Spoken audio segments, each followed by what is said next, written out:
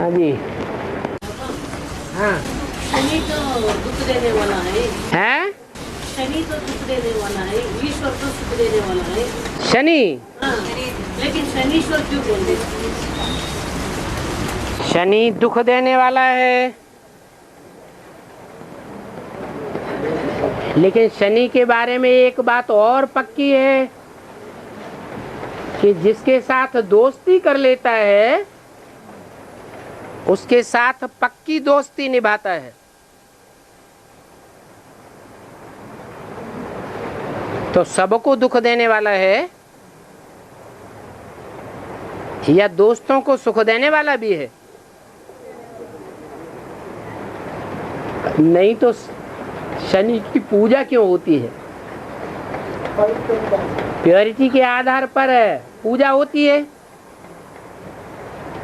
तो उसकी प्योरिटी में भी कोई विशेषता है। सबको दुख नहीं देता है, जो दोस्ती निभाते हैं उसके साथ उनको दुख नहीं देता है। शनि के लिए और भी एक गायन है। जब पाँव धोने में थोड़ा ठीक नहीं धोया तो भी शनि वहाँ आ जाके आके घुस जाता है, ये ठीक है क्या?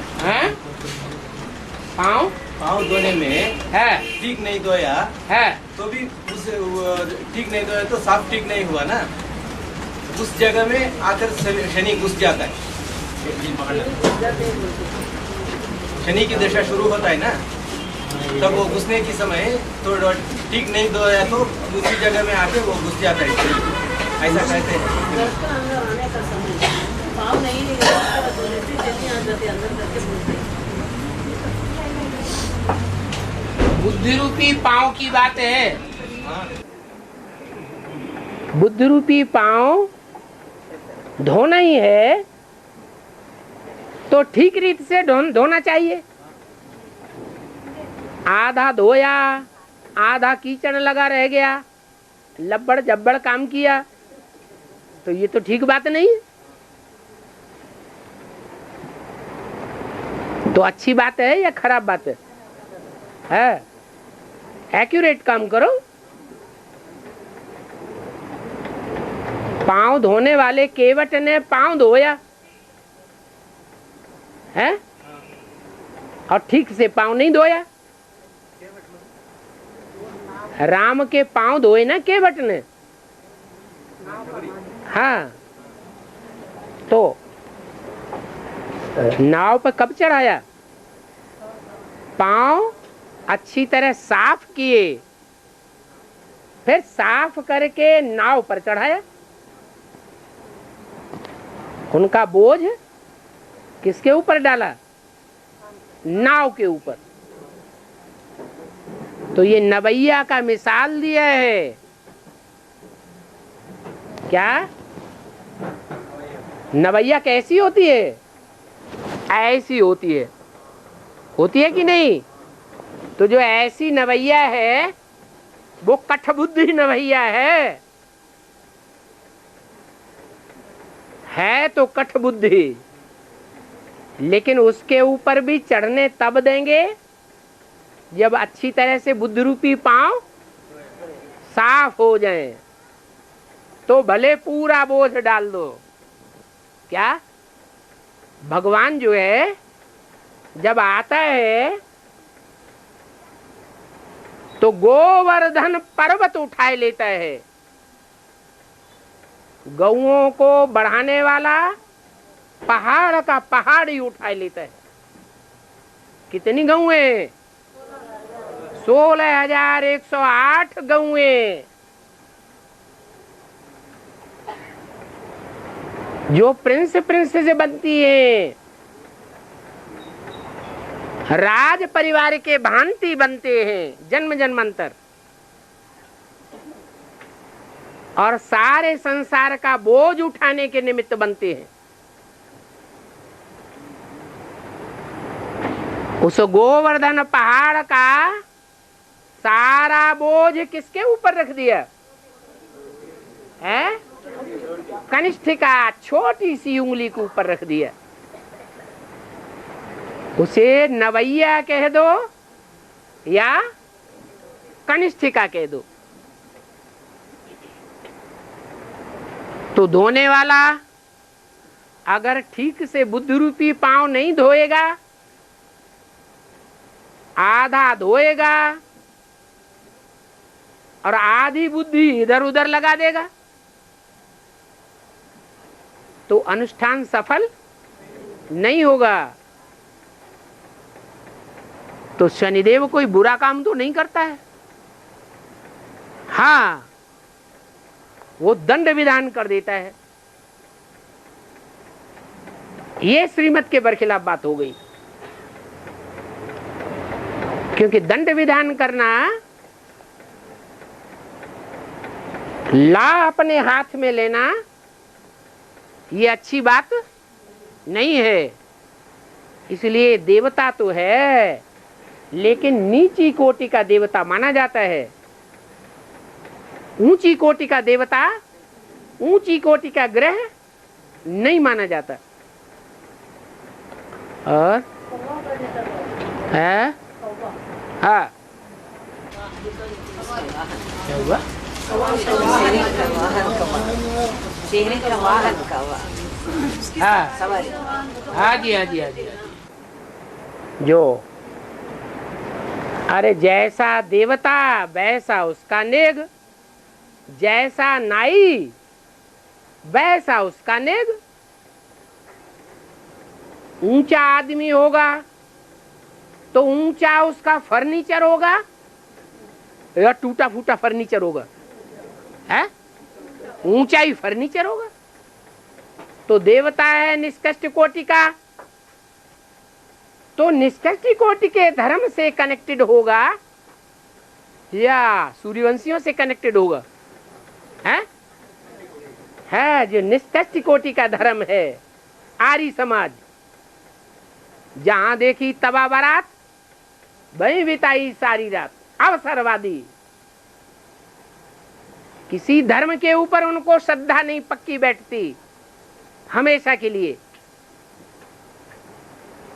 एक धर्म ग्रहण करेंगे, फिर वहां से भी जी हट जाएगा।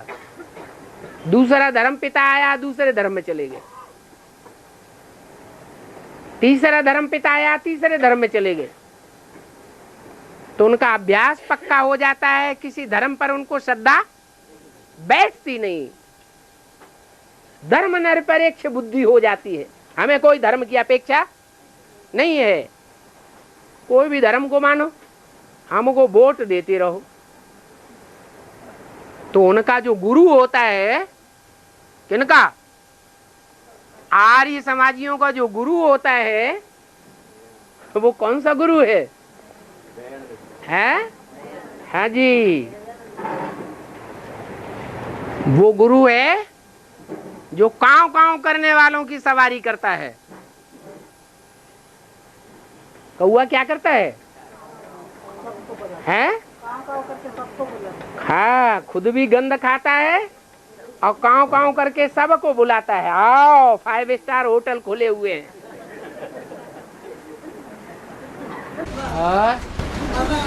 फारसी धर्म है फारसी धर्म, है उसके बारे में और जीव धर्म के बारे में कुछ नहीं बताया गया। क्यों? पुराना धर्म है। हाँ, जो पुराने से पुराना होगा तो पारसनाथ से कनेक्टेड नहीं होगा। अरे कोई पारसनाथ हुआ है कि नहीं है? स्पर्श करने मात्र से ही गति सदगति हो जाती है। उनकी भावना तो देखो कैसी अच्छी है कि शरीर भी छूट जाए तो क्या करेंगे? शरीर को कोई घाट के किनारे, कोई कुएं के किनारे ले जाके रख देंगे ताकि कोई के काम आ जाए। तो भावना अच्छी है या खराब है? है? अच्छी भावना है। है जब रावण राम से आमने सामने लड़ते हैं उसी टाइम पर रावण रथ में आता है, लेकिन राम फिर भी धरती पर रहते बाण छोड़ देता है। बट थोड़ा टाइम आने के बाद वो सूर्य को बुलाने के बाद माधुरी आकर के उनका रथ देता है। कौन आकर के? माधुरी। रावण रथी विरथ रघुवीरा। रावण रथ के ऊपर सवार है और रघुवीर माने राम विरथ रथ से विहीन है। देख विभीषण भयउ अधीरा। ऐसी बात देख करके विभीषण जो राम का भक्त है वो अधीर हो गया, उसका धैर्य खोने लगा। ब्राह्मणों की संगम युग दुनिया में ये कब की बात है?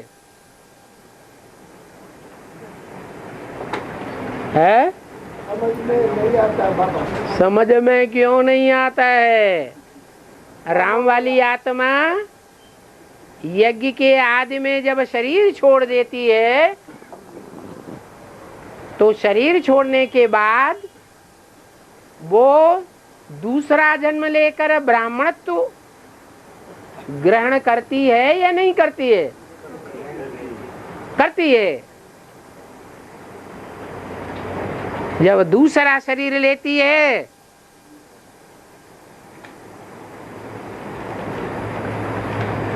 तो वास्तव में उस समय वो रथ तो है, लेकिन शिव बाबा उसमें प्रवेश नहीं है।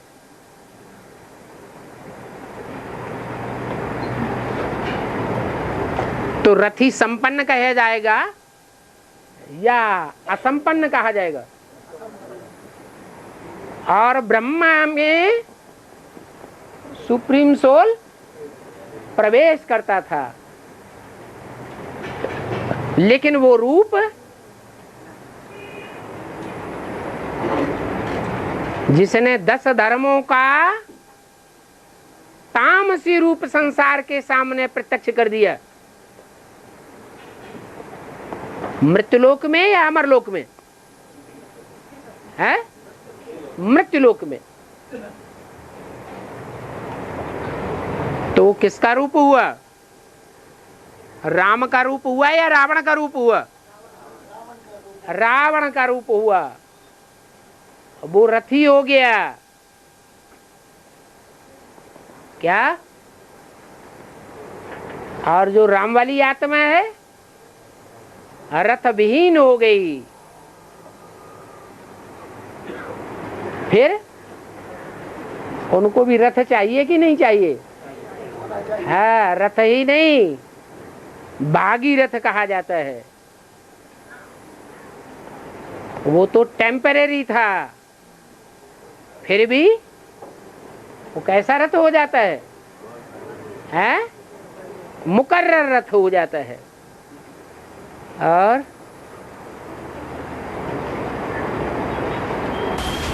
तमिलनाडु में नामी गामी मंदिर है, बहुत बड़ा बड़ा मंदिर है। नाथ का मुका बने तो बहुत बड़ा बड़ा तमिलनाडु। हाँ, बड़े बड़े ऊंचे ऊंचे जो मंदिर हैं वो नॉर्थ इंडिया में है या साउथ इंडिया में है? हैं? साउथ इंडिया में है। बल शास्त्रों में लिखा हुआ है कि भगवान का जन्म नॉर्थ इंडिया में हुआ, लेकिन मंदिर कहाँ है? साउथ इंडिया में।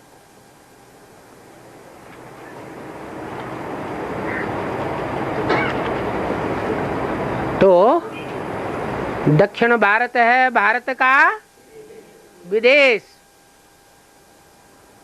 और विदेशियों की भाषा भगवान की भाषा से मिलती जुलती होती है या अपोजिट तो होती है?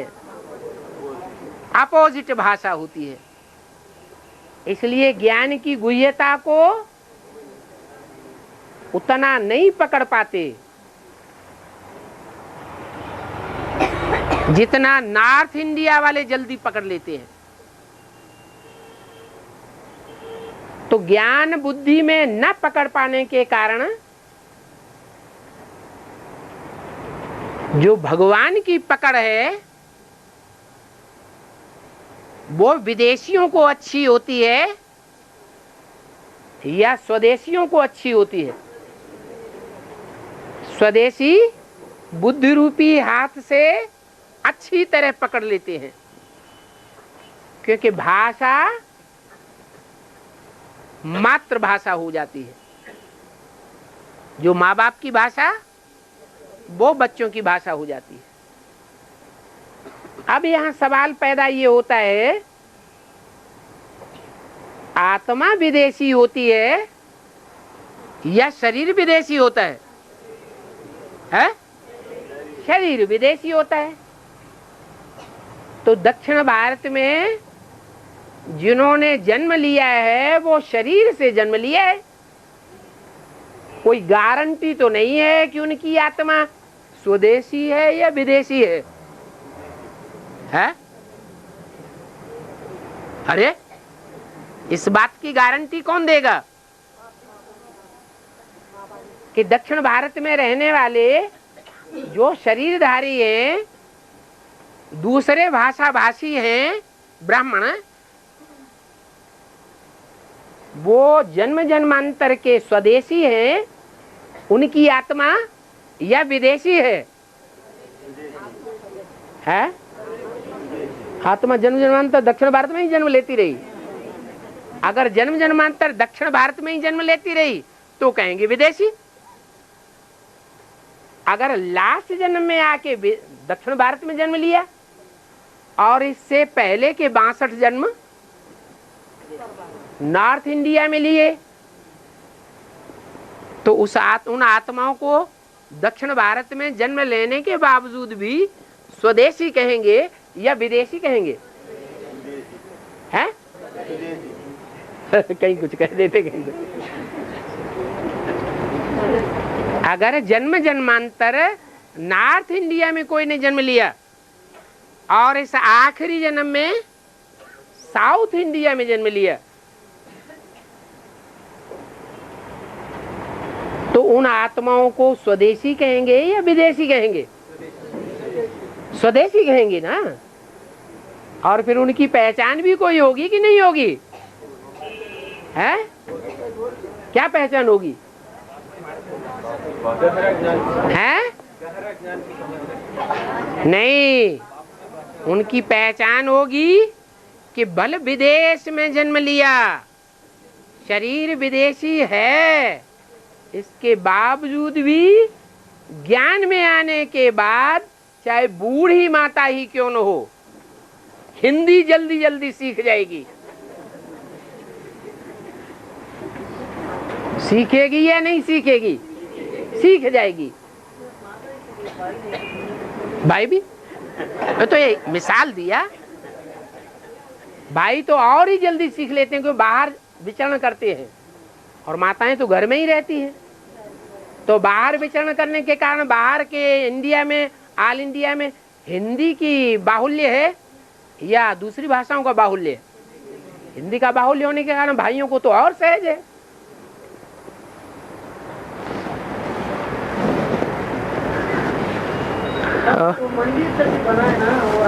तो ये जो दक्षिण भारत में जो मंदिर बनाए गए हैं,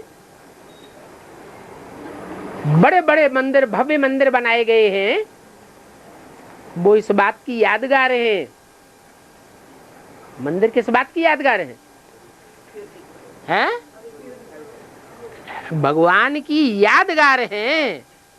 वो यादगार जो बनाई जाती है वो भक्त ज्यादा बनाते हैं।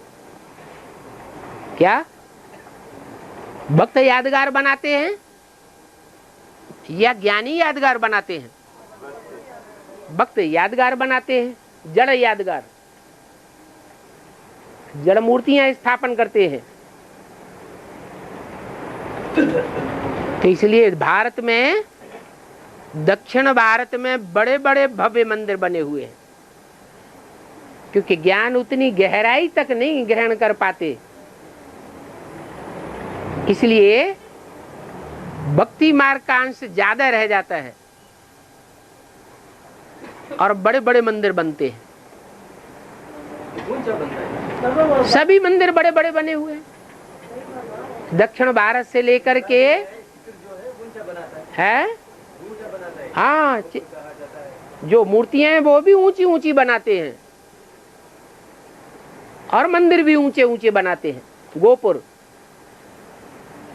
और वो बनाए हुआ राजाओं का परंपरा बाबा अभी हिंदी का जो बात बोला ना, है जो हिंदी नहीं सीखने वाले या भाई हो या बहन हो, संख्या किसकी ज्यादा रहती है? नहीं सीखने, एक बात, ना सीखने वालों की संख्या ज्यादा रहती है या सीखने वालों की संख्या ज्यादा रहती है? हिंदी नहीं सीखने वालों में जो मौका मिलने से भी नहीं सीखने का और मौका मिलने से सीखने का, उसमें दो कैटेगरी हो गया। तो उनका कैसा जन्म है? मौका मिलना या न मिलना वो भी पूर्व जन्म के ऊपर आधारित है या वर्तमान पर ही आधारित है? पूर्व जन्म में भी तो संगम युग में तो शूटिंग होता है ना, 63 संगम युग में शूटिंग ऐसी ही की है। संगम युग में उन्होंने शूटिंग ऐसी ही की है कि भगवान आया तो भी दूर दूर दूर दूर दूर। होना क्या चाहिए? अरे भगवान आए तो तुरंत सरेंडर हो जाओ, एकदम नजदीक। तो भगवान के घर के वातावरण में हिंदी सीखेंगे या दूसरी भाषा सीखेंगे? हिंदी सीखेंगे। बाबा वो मंदिर सभी बनाए ना राजा है, उनकी परंपरा तो दिखाई देता है नहीं देता है? उनकी परंपरा जो मंदिर है, भव्य मंदिर बनाए हुआ राजा है, हाँ, उसका परंपरा किधर है बाबा? परंपरा क्या? किधर है? किधर है?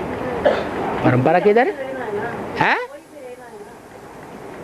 मन मंदिर बनाया हुआ राजा है, हाँ, जिन राजाओं ने मंदिर बनाए, हाँ, वंशावली तो रहना है ना कोई। वो वंशावली नहीं होगी इनमें अभी। यहाँ वंशावली बैठी नहीं होगी, है? कृष्णदेव राय यहाँ दक्षिण भारत में बहुत प्रसिद्ध है, तो उसकी वंशावली के यहाँ बैठे नहीं होंगे? बैठे होंगे। और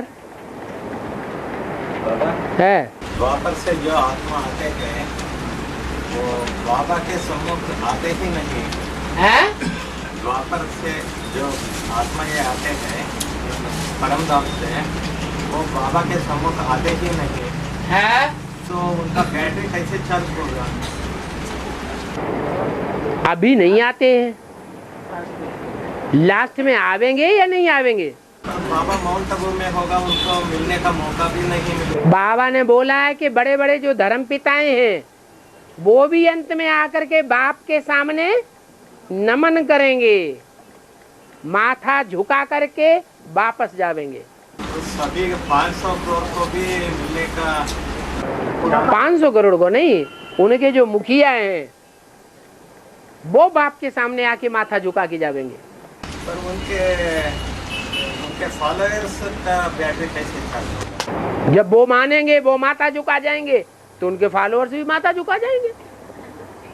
बैटरी चार्ज होने का अरे माथा झुकाने माने बात मान लेना, बुद्धि झुका देना। तो मुखिया ने बुद्धि झुका दी तो उनके फॉलोअर्स की बुद्धि नहीं झुकेगी। पर वो बाप के सम्मुख आते ही नहीं। कौन? फॉलोअर्स। हाँ, सन्मुख तो वो ही आवेंगे जो पावरफुल होंगे।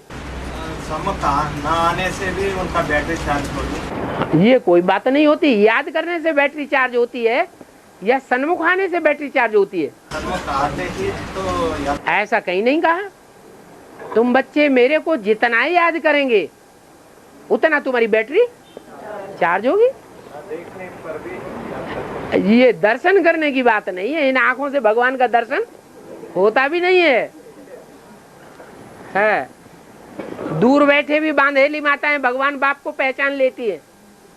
ऐसे अच्छे लेटर्स लिखती हैं, भाव भरे हुए, जो ज्ञान में सन्मुख बैठने वाले की ऐसी उनकी भावना नहीं चल सकती। तो मतलब जो नहीं देखा वो भी लेटर लिख सकते हैं। हाँ बिल्कुल, इन आंखों से देखने की बात है भगवान को। बाबा जी ये बाई का बात के लिए है यही बेंगलुरु के डिस्कशन में साष्टांग नमस्कार करके बाबा बोला पूरा अष्टदेव उनका परिवार के साथ सरेंडर होंगे करके पूरा साष्टांग नमस्कार के लिए। साष्टांग नमस्कार का मतलब ये है कि आंख भी झुका देंगे, आंख भी, जो कन्याएं माताएं हैं भगवान के घर में, उनको ऐसे उठा करके नहीं देखेंगे कानी आंख से,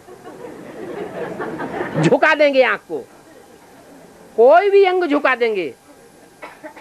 8 अंगों में से कोई भी अंग झुकाएंगे, माता की दृष्टि रखेंगे, वो है साष्टांग प्रणाम।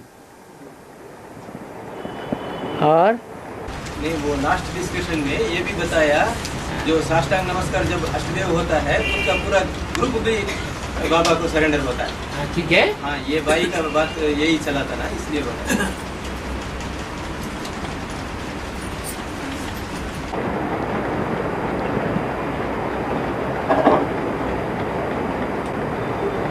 कोई नहीं लिखा है। बाबा लक्ष्मी नारायण के चित्र में नीचे राधा कृष्ण का चित्र दिया हुआ है। राधा के राइट हैंड में मुरली दिखाई है, उसका अर्थ क्या है? अरे वो राधा कृष्ण जो नीचे दिखाए गए हैं वो सतयुग के हैं या संगम के हैं? सतयुग के हैं। तो सतयुग में जो मुरली का बेहद का अर्थ होगा या हद का अर्थ होगा? है सतयुग में हद का अर्थ होगा। वहां वाद्य यंत्र होंगे, लेकिन ऐसे वाद्य यंत्र नहीं होंगे जिनमें दुनिया भर की क्या नाम ये मशीनरी दिखाई गई हो। सादा सादा वाद्य यंत्र होंगे, जैसे बांस लिया उसमें छेद कर दिए, तान निकलने लगी सुरीली सुरीली। तो स्थूल मुरली की बात है। वो स्थूल मुरली मेल भी बजावेगा और फीमेल भी बजावेगी। और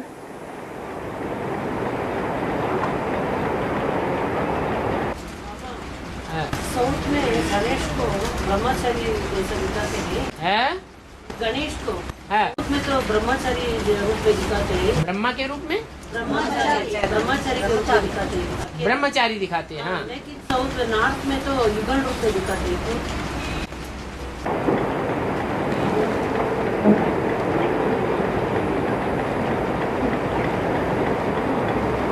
विदेशी पहले पहचानते हैं बाप को या स्वदेशी पहले पहचानते हैं? है?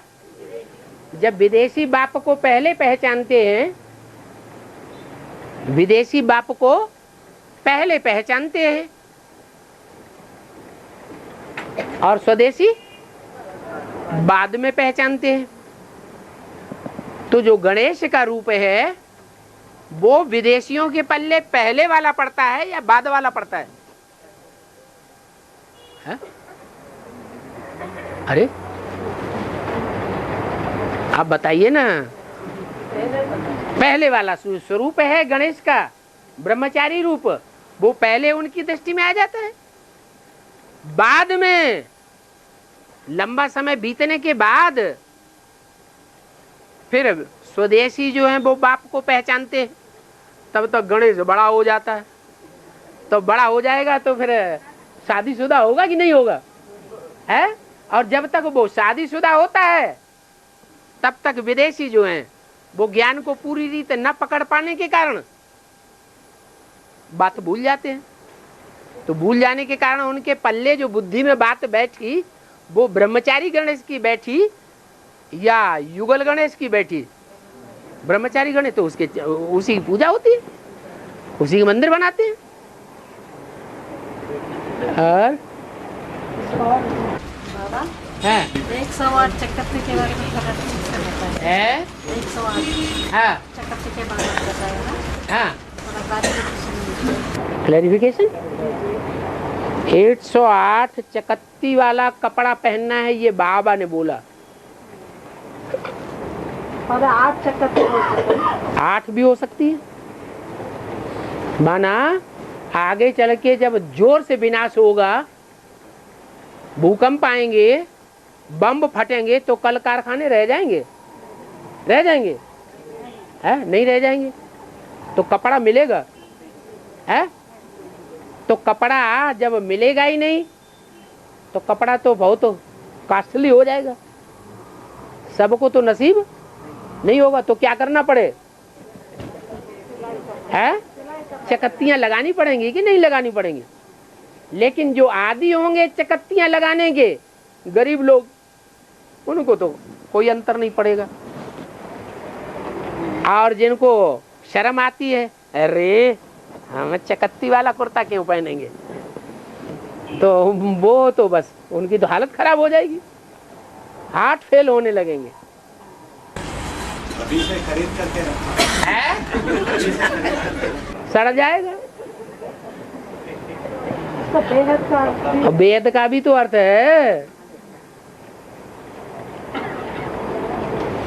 है? और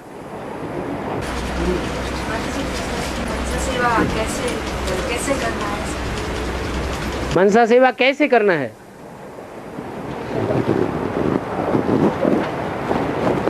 कोई बुढ़िया है,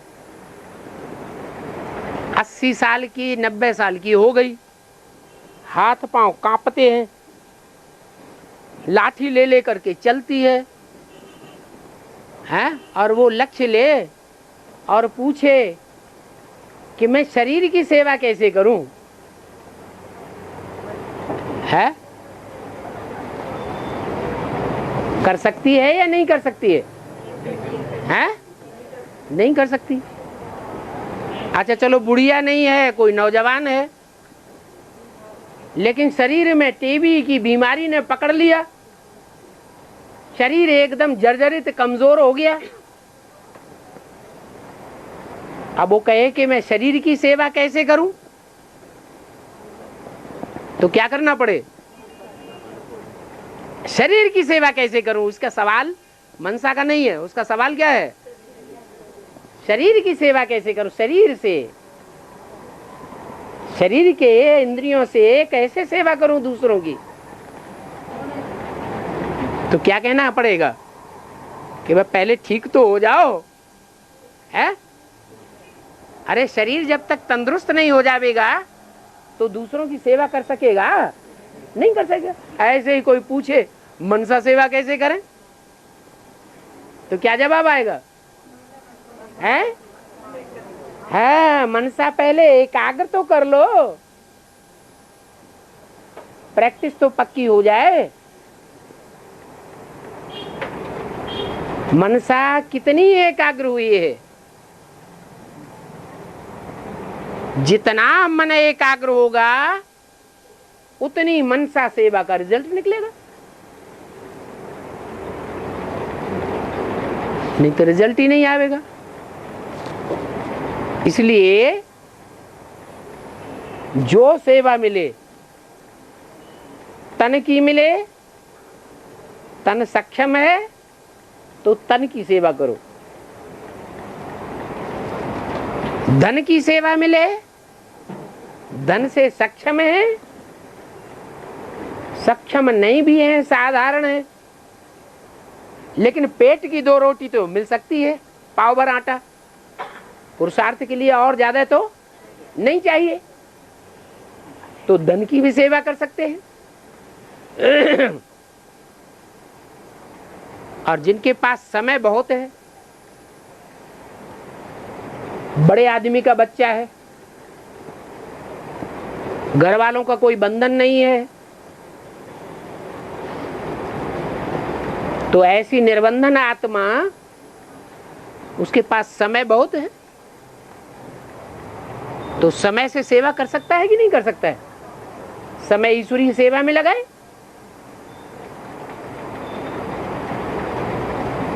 संबंधी ढेर के ढेर होते हैं किसी के, और पावरफुल संबंधी होते हैं।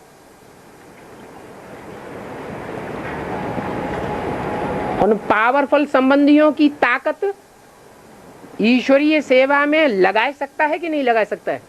बल ज्ञान में नहीं चल रहे हैं, है? नहीं लगा सकता। कैसे? वो ज्ञान में नहीं चलते हैं? नहीं, एडवांस के आदि में जो 4 भाई थे, उनमें से एक भाई ऐसा भी था जिसके बड़े बड़े महानगरों में बड़े बड़े ऊंचे ऊंचे औहदे पर काम करने वाले रिश्तेदार थे, बड़े बड़े मकान थे। बाबा को साथ लेके पहला टूर उसने ऑल इंडिया में लगाया और उन संबंधियों को बोला कि हमें 6-7 दिन रह करके सेवा करनी है ईश्वरीय ज्ञान की। आप सुनना चाहो तो हम आपको भी सुनाएं। हमने तो अपना जीवन दे दिया, तो उनके पास तो टाइम नहीं होता है। बाकी उनके पास कमरे थे तो दे देते थे। 1 रूम सेट बढ़िया सा दे दिया, 6-7 दिन 8 दिन सेवा करो। बंबई हो, कलकत्ता हो, कानपुर हो, कोई भी शहर हो। तो संबंधियों की ताकत से सेवा की जा सकती है कि नहीं है? कर सकते हैं। तो तन हो, धन हो, मन हो, समय हो, संपर्की हो, संबंधी तो गहरे होते हैं। संबंधी होते हैं खून के संबंधी, ज्यादा नजदीक होते हैं, लेकिन संपर्की थोड़े दूर दूर होते हैं। लेकिन कोई के संपर्क में आने वाली आत्माएं ढेर की ढेर होती है और बड़े बड़े लोग होते हैं। तो संपर्कियों के ताकत लगा के सेवा कर सकता है कि नहीं कर सकता है? कर सकता है।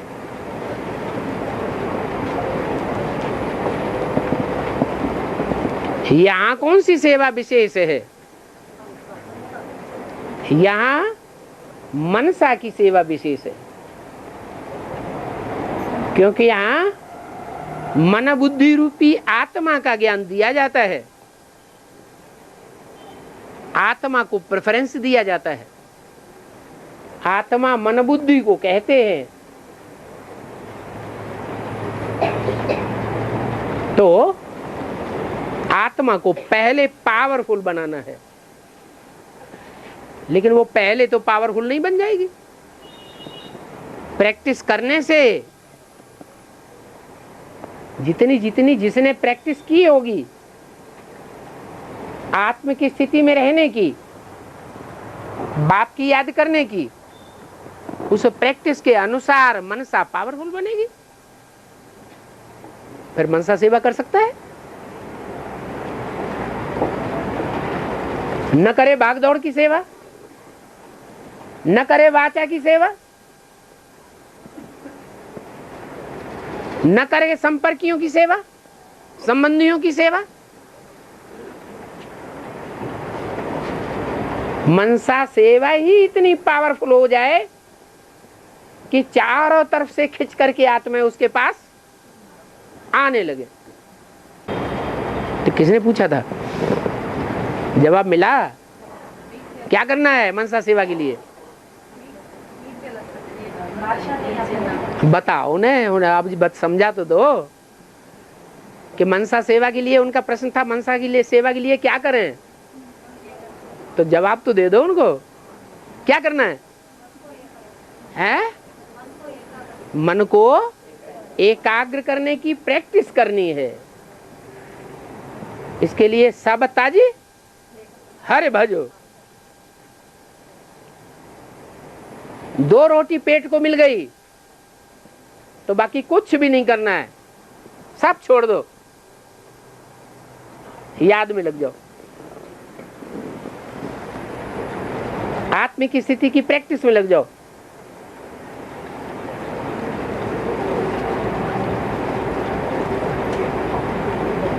और बाबा ये बच्चा जी ने पूछता है 2014 में ऊपर से उपग्रह तो नीचे गिरेंगे, है ऊपर से उपग्रह नीचे गिरने वाला है, ऊपर से उपग्रह नीचे गिरने वाले भी उपग्रह नीचे गिरेंगे। ये किसने कहा है? माता ने कहा। अच्छा, किसी पिता की बात सुनना शुरू करो, पिता क्या कहता है। किसी माता ने कहा उपग्रह नीचे गिरने लगेंगे, और फिर दूसरे पिता की बात ले लो।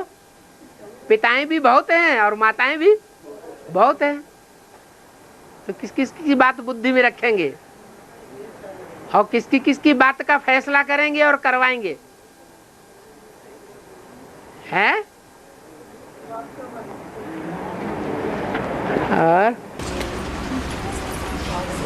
मुरली में है? एक को भी नहीं छोड़ा, सभी को तो बाप का पहचान देना ही करके बोला नहीं है? एक को भी नहीं छोड़ना, हाँ। सभी को बाप का पहचान देना करके बोला है। वो कब ऐसा सर्विस होगा? कब ऐसा सर्विस होगा? 500 करोड़वीं आत्मा को कब परिचय मिलेगा? है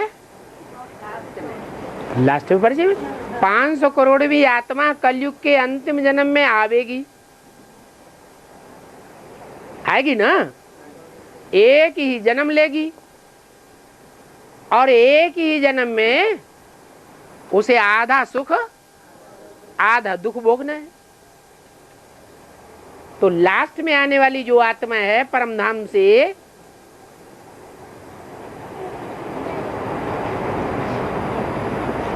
वो आत्मा के परिचय प्राप्त करने की स्टेज में शूटिंग पीरियड के अंत में ही आवेगी, या मध्य में आवेगी या आदि में आवेगी? है अंत में ही आवेगी। 9 लाख आत्मा यज्ञ के आदि में संदेश ले गई, तो वो सृष्टि के आदि में आती है, मध्य में आती है, अंत में आती है? आदि में ही आती है। ऐसे ही जो 500 करोड़ मनुष्य सृष्टि की आत्माओं में से आखिरी पूर्ण होगा, वो शूटिंग पीरियड के लास्ट में परिचय लेगा भगवान का, आत्मा परमात्मा का, या पहले लेगा? लास्ट में ही लेगा। जैसे वहां ऊपर से आत्माएं आती हैं इस दुनिया में आकर के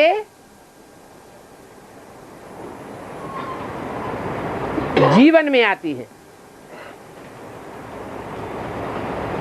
उनको जीवन मिलता है ना, ऐसे ही शूटिंग पीरियड में उसी क्रम से आत्माएं अपने स्वरूप की पहचान में आती है, अपने बाप की पहचान में आती है। कोई को पहले परिचय मिलता है, कोई को बाद में परिचय मिलता है। बाबा भक्ति विहीन ज्ञान निष्फलम कैसे बाबा? शास्त्रों में भक्ति विहीन ज्ञान निष्फलम, कभी बिना ज्ञान नहीं है? भक्ति नहीं ज्ञान निष्फलम। हाँ।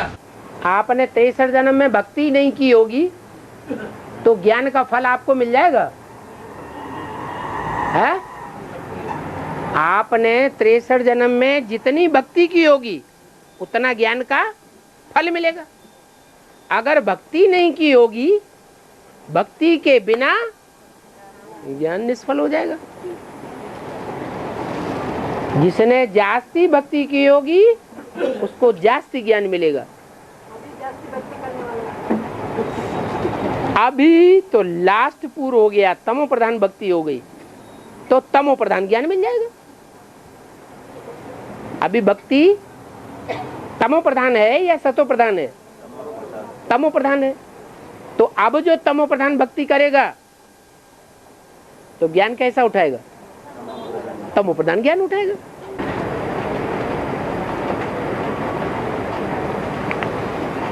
किसी ने लिखा है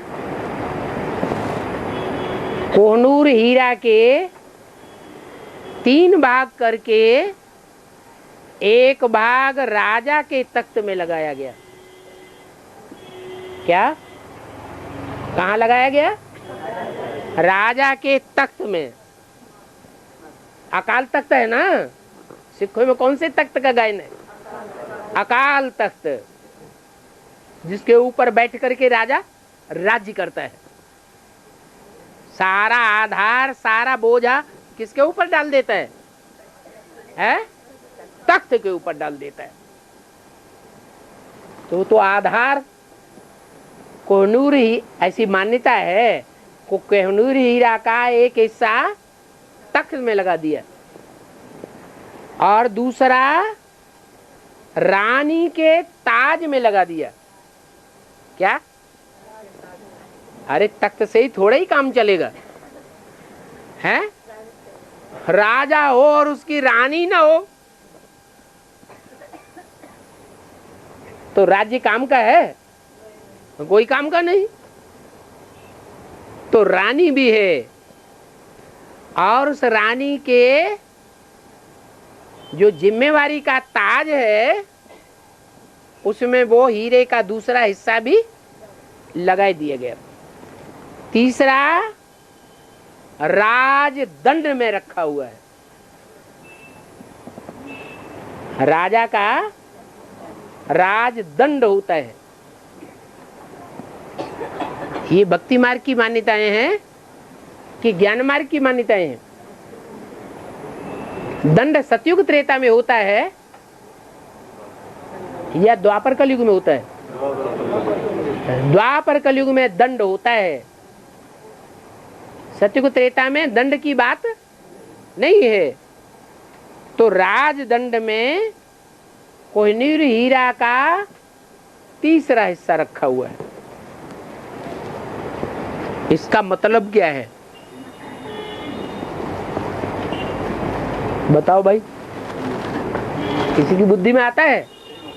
हैं? नहीं आता, सीधा नहीं आता है कह देते।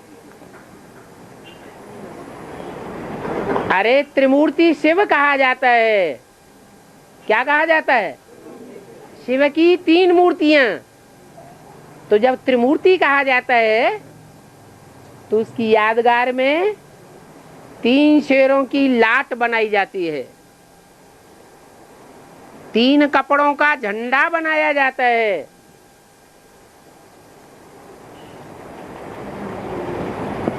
त्रिमूर्ति तो बहुत प्रसिद्ध है।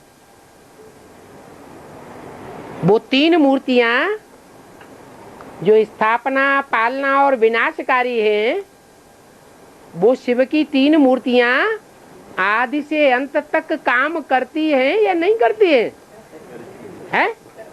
करती हैं। जितनी जितनी स्थापना होती जाती है उतना उतना विनाश भी होता है, और जितना जितना स्थापना और विनाश का कार्य संपन्न होता है उतनी पालना भी होती जरूर है। बल पालना अंत में पूरी प्रत्यक्ष होगी। तो ये तीनों आत्माएं हैं या नहीं है ब्राह्मणों की दुनिया में? यही कोहनूर हीरा। नूर कौन है? राम और कृष्ण की आत्माएं या वैष्णवी देवी की आत्माएं नूर है। नूर माने रोशनी, या वो नूर है? हैं? नूर कौन है?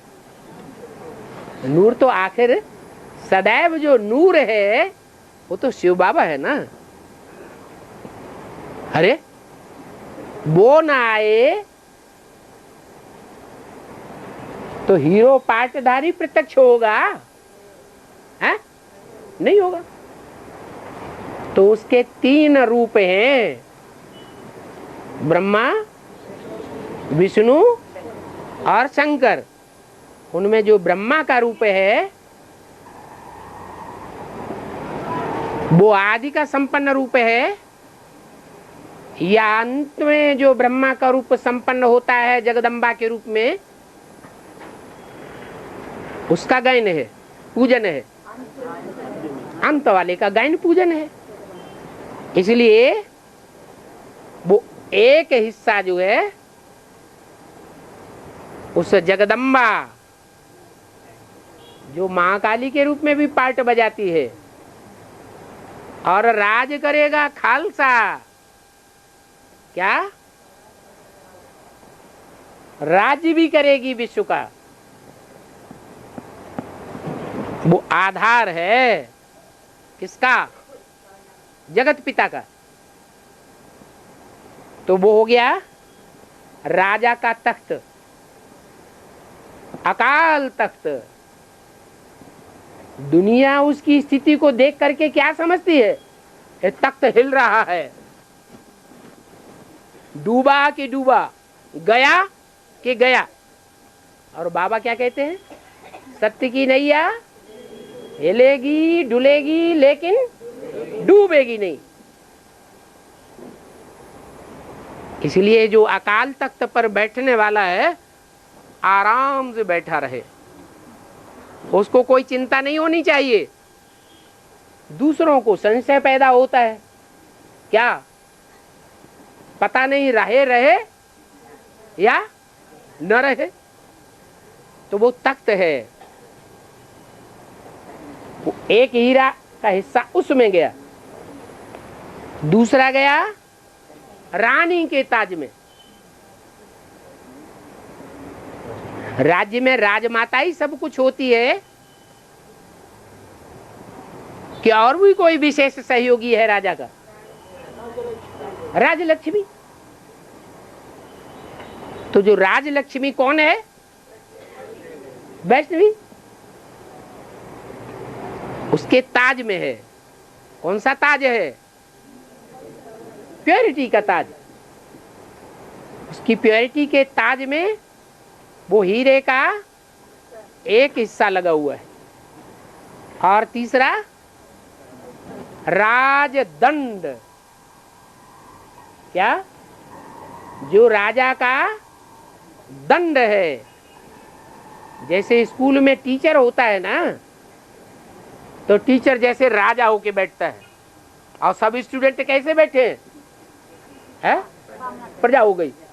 छोटे छोटे बच्चे होते हैं स्कूल में पढ़ते हैं, प्रजा होके बैठे हुए। कोई बच्चा गलती करता है, पहली बार माफ कर देगा, फिर गलती करता है दूसरी बार माफ कर देगा, बार बार गलती करेगा तो क्या करेगा? डंडा मारेगा कि नहीं मारेगा? तो राजा के हाथ में होता है राजदंड। जो मुरली में बोला है, एक बार माफ, दो बार माफ, खुदा न खास्ता तीसरी बार भी माफ कर देंगे लेकिन बार बार माफ नहीं होगा। तो वो जो राजा बनने वाली तीसरी आत्मा है, जगत पिता, कंट्रोलर, उसके राजदंड में, दंड क्या चीज है? जो ईश्वर की मत है वो ही राजा का दंड है।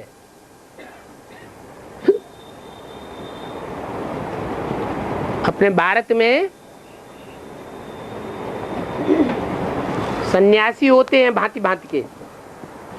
उन सन्यासियों में एक दंडी स्वामी भी होते हैं, ऊंचे माने जाते हैं। उनके हाथ में क्या रहता है? डंडा रहता है। शंकराचार्य मोस्टली। तो वो उन्होंने नकल की है संगम युग की। वो राजदंड है, दंड कोई दूसरा नहीं है। जो ईश्वर की मत है वो 100% मत पर चलाने के लिए वो दंड काम में लिया जाता है।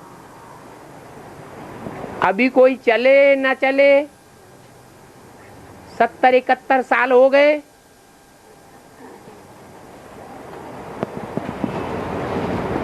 वो राजदंड अभी काम कर रहा है कि नहीं कर रहा है? नहीं कर रहा है। फिर क्या होगा? जब सदगुरु का पाठ चलेगा तो वो राजदंड काम करने लगेगा।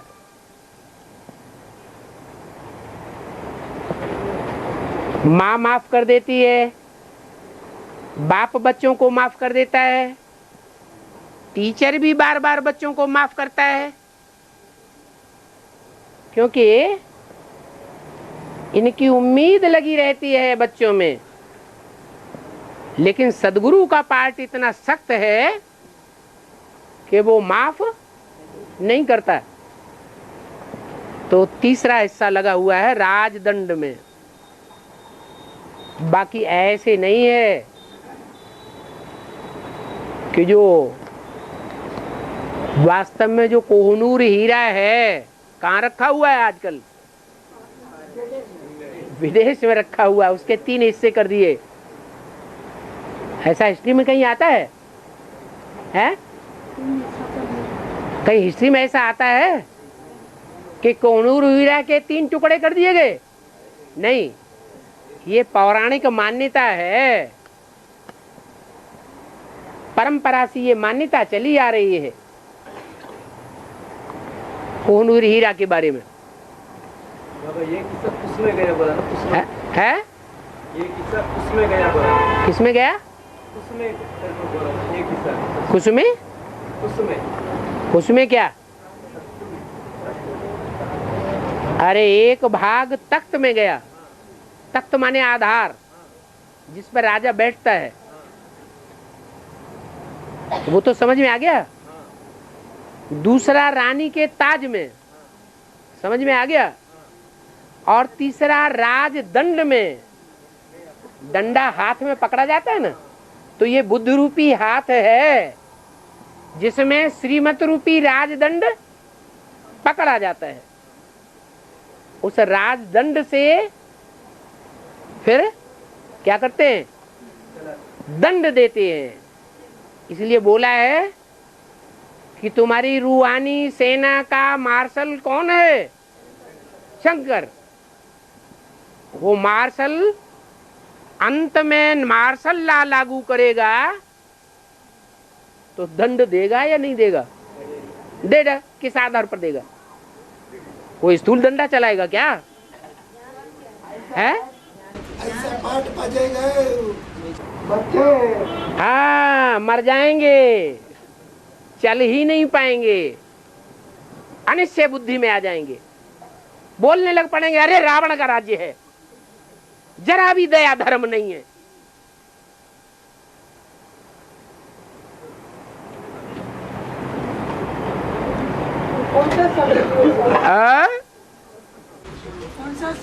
माता जी बोल रहे हैं कौन से टाइम पर शुरू होगा तब हम अलर्ट हो जाएं। तब तक मस्ती मारते रहे। टाइम हो गया।